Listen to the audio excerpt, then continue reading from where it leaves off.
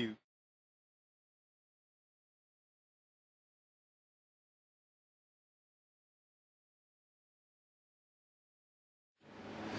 you mentioned 9/11 before as being an inspiration to write the play, and in the piece there are actual sort of mentions of incidents or that kind of thing that would be used by the king to control the people. Was 9/11 a staged event? I what I've done with the show, and I guess what my answer has to be is that I'm not in a position to say. I'm not an expert. I'm not an eyewitness. So I don't think I'm in a position to say one way or the other. What I would say is, and what I try and do with the show is to say, answer this question. Answer all of these questions. Here are the questions that I have about that day. And there's a long list of unanswered questions. If you can answer all of those questions for me and satisfy, if you can answer them logically and scientifically and prove each one, then fine. Okay, then the benefits that came after that day for the American Empire and its allies, that just it's just a happy coincidence. But if you can't, then I guess what I want people to do is to hear those questions and to answer them for themselves, or to try and find the answers. And if they can't find the answers, then I want people to dig deeper and to come to their own conclusions. So I think it's important, and what I've tried to do with the show is to not answer those questions, but I just ask the questions, because I think it's much better. Personally, I think you're probably more likely to sway more people if you allow them to answer the questions themselves, and if you force feed an answer down their throats. So I think that's kind of the position that I've taken.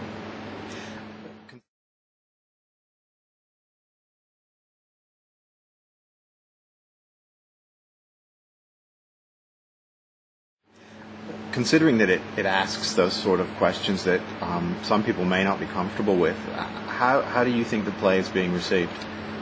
Really amazingly, actually. I can count. I think I've only had one person walk out, which is pretty amazing. And I think I'm really happy with that. And I think, thankfully, that says a lot about the way I've written it. I wanted to structure it very carefully so that both left-wing and right-wing people could come and see the show, and that they hopefully the right-wingers wouldn't walk out, but that they would actually sit and listen. So I hope that means that I'm succeeding in that. Maybe it just means that I haven't had that many right-wingers come and see the show yet, but then I have toured it around quite a few places already. But I guess we'll see when I get to Texas or something what happens then. But yeah, I think, and I hope it means that I've written the play the way I wanted to write the play, which was in quite an open-minded fashion, or a way that people can come and they can just hopefully listen. Again, I don't want to ram something down people's throats.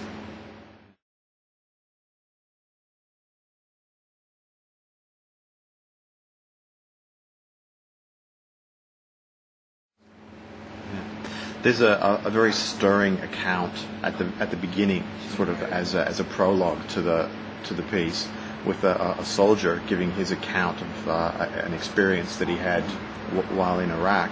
Yeah. Who was that soldier? That was a man named Grant Collins. He was a corporal with the Marines, and he then joined Veterans Against the War. Iraq Veterans Against the War in America, and so that was a real account. His account that he publicly spoke out about it, and that was the speech. And I just sampled the speech and edited it, and then put it on top of one of my tracks, and recorded it, and that was it. So yeah, and I think it works really well because it definitely sets the tone for the show. And it's also, again, I think it's really important for people to hear from someone other than me. He was a guy who really was there, and he's speaking from personal experience, and so he has a very unique voice against the war. And so I thought it was very important to start the show really with somebody else's voice other than mine. And then I can try and pick up where he has left off and explain, okay, this poor guy is a victim because he has been the victim of propaganda.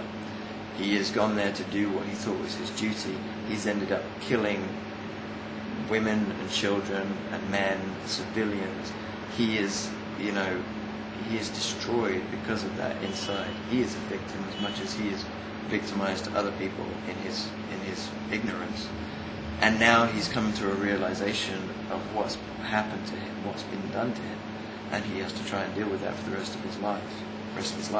So I guess using that and then following on from it, I'm trying to unravel. Okay, how did he get to this situation? How did we all get to this situation? Why do we fight wars? Why are we fighting these wars? What's the real reason behind wars? Who does it benefit? How does it benefit them? And who suffers? And at the end of the day, all war, right back since forever, it's always benefited the rich at the cost of the poor. And if only the poor would see this before they pick up their rifle, before they pick up, and do their duty, if they'd see this before the propaganda gets to them, then they wouldn't do it. There'd be a revolution against the rulers and the kings, and obviously that has happened many, many times in history. Every empire pretty much falls because of a revolution. So I guess it's the job of artists to try and see those things and to inform as many people through whatever medium they can of what's actually happening. So yeah, that's why I use that at the beginning.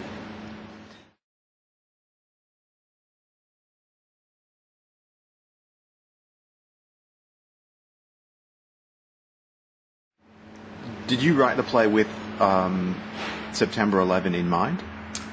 Yes, very much so. The play is 911 lines long, and that's not an accident. Yeah, it was very much a turning point, I think, in history that day. And I think in hundreds of years from now, they will talk about, if we're still around as a species, they will talk about that day for a long time. It will be scrutinized, and it will be because never before, we've had acts of terrorism. And obviously, as someone who grew up in England, we had a lot of acts of terrorism.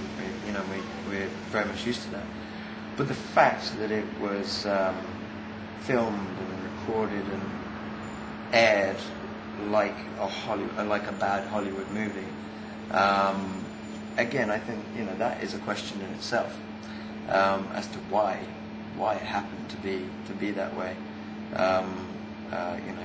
Which is again very convenient for some people.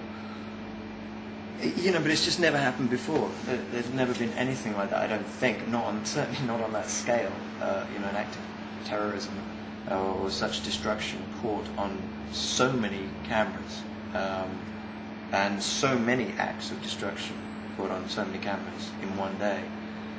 And like I said, it's such a massive event. And the fallout from that, the fact that it allowed the administration to then carte blanche do whatever it wanted, attack whoever it decided was potentially responsible for these acts, not even certifiably, but just potentially responsible. It's absolutely massive, and we're still feeling the effects right now because we're still fighting those wars. But even if those wars stop today, we'll be feeling the effects from September 11th for decades to come.